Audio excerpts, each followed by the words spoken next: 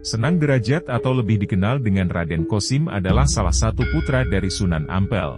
Beliau lahir di Ampel Denta menurut catatan 1445 Masehi. Ketika kecil beliau dididik dan diasuh oleh ayahanda beliau sendiri yakni Raden Rahmat Sunan Ampel, dan ketika menginjak dewasa setelah mumpuni menguasai ilmu agama beliau diutuslah oleh ayahanda untuk mensyaratkan agama Islam ke pesisir pantai Pulau Jawa, dan ketiga dalam perjalanan beliau di tengah badai besar di tengah lautan perahu yang jauh kembali pecah dan karang, dengan izin Allah datanglah sekawanan ikan lumba-lumba dan sekawanan ikan talang, dan beliau naik ke punggung ikan lumba-lumba dikawal oleh ikan talang tersebut sampai ke tepian pantai yang pada waktu itu sedang pantai adalah bernama Jelas dan sekarang lebih dikenal dengan sebutan Dusun Banjaranyar.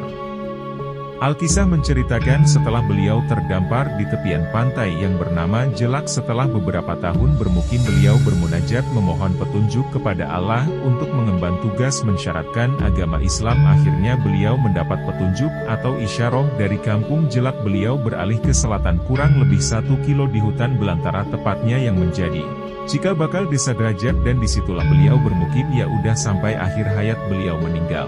Mengenai gaya arsitektur dan ragam hias yang ada di kompleks makam Kanjeng Sunan Derajat ini sangat estetik, sangat antik, dan menurut peneliti dari UGM yang kemudian dijadikan disertasinya yaitu Pak Dr. Nizam, beliau meneliti mulai dari Sumatera di makam-makam kuno yang ada di Sumatera, yang ada di Jawa Barat, yang ada di Jawa Tengah sampai ke Madura, itu belum ada yang menyerupai ragam hias yang ada di Derajat. Jadi bentuknya yang klasik, antik, dan renik yang sangat sulit untuk dilakukan pada zaman sekarang ini, tapi bisa dilakukan pada zaman itu, dan rata-rata dari ragam hias yang ada di gebyok itu adalah bermotif teratai, rata-rata bermotif teratai, ia baik itu yang di dalam maupun yang di luar, selalu itu.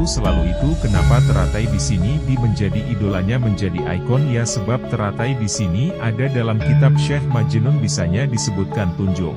Kantan foto logo tunjung di sini adalah teratai. Kantan foto logo artinya itu adalah orang yang sudah makrifat. Kalau kelas-kelas dan tingkat-tingkatan tasawuf itu ada mulai dari syariat torikot kaki kod, kelasnya makrifat artinya Kanjeng Sunan Derajat di sini oleh santri-santrinya, oleh putra-putranya adalah diakui tentang keunggulannya, tentang kedekatannya dengan Allah Subhanahu wa Ta'ala, dan ini dilambangkan dalam bahasa akulturasi di dalam ragam hias yang di situ ada singo mengkok, ada apa saja itu.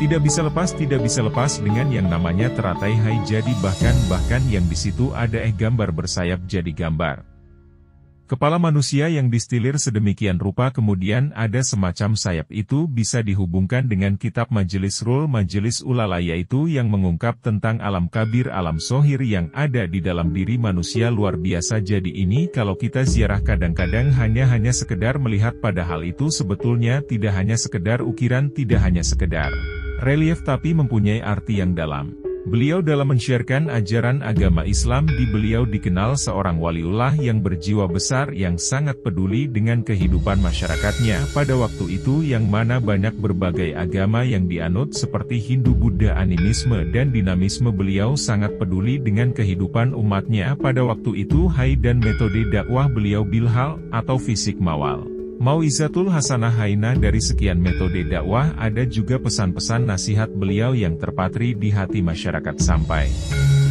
sekarang, seperti adanya sebutan Catur Wulan ataupun Sabto Piweling Hai, Sabto Biling, atau 7 pesan pengingat, yakni yang pertama membangun resep ya sing sasomo, yang terjemahan bebasnya selalu membuat hati orang lain gembira atau senang. Yang kedua Jeroning Sugo Kudu Eling Lan Waspodo, tatkala susah maupun bahagia kita harus selalu ingat dan waspada. Dan yang ketiga Laksitani Subroto Tani, nglampahi tatkala kita diuji oleh Allah kesulitan, hendaknya kita selalu mawas diri jangan sampai terjerumus ke hal-hal yang merugikan diri sendiri maupun orang lain. Yang keempat adalah Mebel Hardaning Ponco Trio, sebaiknya kita pandai-pandai mengekang atau menahan gejolak hawa nafsu. Yang kelima Mulyo Kuno Ponco Waktu, yakni kehormatan seseorang, kemuliaan seseorang dicapai dengan mengerjakan atau istiqomah menjalankan hai. Yang keenam adalah Neng Anu Neng, bisa diartikan tenang, tidak emosional, hening pikirannya, jernih nung atau gunung, mampu menempatkan diri sehingga mencapai yang dituju atau gunung.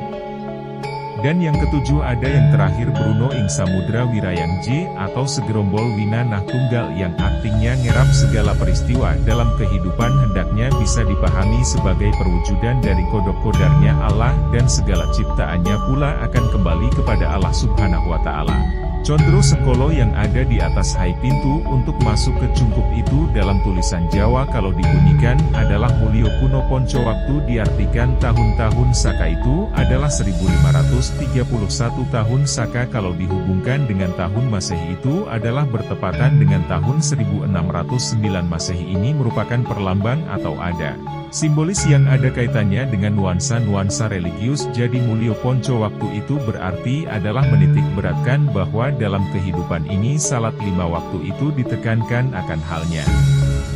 Condro Sengkolo Memet yaitu tanda tahun yang berupa gambar yang bisa dibunyikan Segoro Ombak Vina Tunggal atau Truno Seng Samudra Wirayang J ini kalau diartikan tahun yaitu tahun 1544 tahun Saka kalau itu dihubungkan dengan tahun Masehi itu adalah bertepatan dengan tahun 1622 Masehi Hayo pada tahun-tahun. Itu adalah kalau di derajat itu adalah dalam pemangkuan kekuasaan cucunya Kanjeng Sunan Derajat yang bernama Raden Permadi yang bergelar Panembahan Adikusumo kalau dihubungkan dengan kerajaan di Jawa waktu itu adalah pada masanya dari Pangeran Sultan Hadiwijoyo atau Kerajaan Pajang menuju ke Keraton Mataram. Selain Sabto Piweling yang sangat terkenal di masyarakat terpatri di hati masyarakat hanya adalah 4 pesan atau pesan moral yang lebih dikenal dengan sebutan Catur Piwulang yani yang pertama Wenehono teken marang wong kang wutuh berilah tongkat kepada orang yang buta bisa diartikan dan ajarkanlah ilmu atau amalkanlah ilmu agar orang menjadi pandai menjadi mengerti menjadi tahu dan yang kedua Wenehono pangan mana wong kang duwe artinya berilah makan sama orang yang kelaparan bisa diartikan sejahterakanlah kehidupan masyarakat yang kurang mampu dan yang ketiga hai menehono payung marang wong kang kudanan yakni penjabarannya berilah perlindungan atau bantuan atau pertolongan kepada mereka yang teraniaya atau yang kurang beruntung dan yang keempat wenehono busono marang wong kang wudu berilah pakaian sama orang yang telanjang bisa diartikan ajarkanlah akhlak atau budi pekerti kepada mereka-mereka yang tidak punya malu atau tidak punya tata krama seperti itu di Indonesia yang berkaitan dengan benda-benda peninggalan berupa artefak ataupun manuskrip yakni salah satunya adalah Imagoro beliau atau situs makam sendiri screen situs makam beliau juga hai banyak sekali peninggalan-peninggalan beliau salah satunya adalah rumah dalam yang sekarang ini yang masih ditempati oleh warga beliau serta keturunannya hai dan di rumah dan juga ada peninggalan beliau atau saksi bisu beliau ketika beliau terdampar tersisa dayung riau yang masih tersimpan rapi di rumah dalam ini.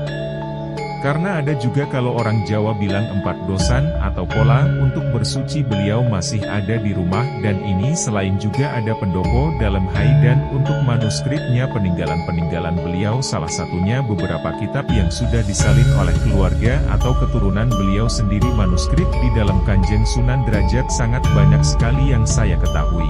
Pada tahun 1997 itu banyak kitab di dalam seperti kitab Sayyidul Makrifah, kitab Kamalul M. Arifah, Minggu 5 Rifah, kitab Sejatine Menungso, kitab Layang Andia, kitab Syekh Majnun dan banyak lagi tetapi semuanya itu memang sakral-sakral. Ada satu halaman yang paling sakral itu adalah yang menggambarkan tentang hotroh yang ada di dalam hatinya manusia di rumah dalam sendiri terdapat beberapa peninggalan beliau salah satunya yang di belakang saya ini adalah kamar atau tempat tidur peninggalan beliau. Beserta orang Jawa bilang amben seperti itu dan di rendam ini juga ada sebuah sumur tua yang diakini juga peninggalan dari beliaunya Sunan Derajat. Hai tradisi yang masih dilestarikan atau tradisi yang sudah membudaya turun-temurun dari embah-embah kita bablut kita sampai sekarang. Pendekatan sosiologi agama, Sunan Derajat adalah figur yang terkenal karena perannya dalam penyebaran agama Islam di Jawa.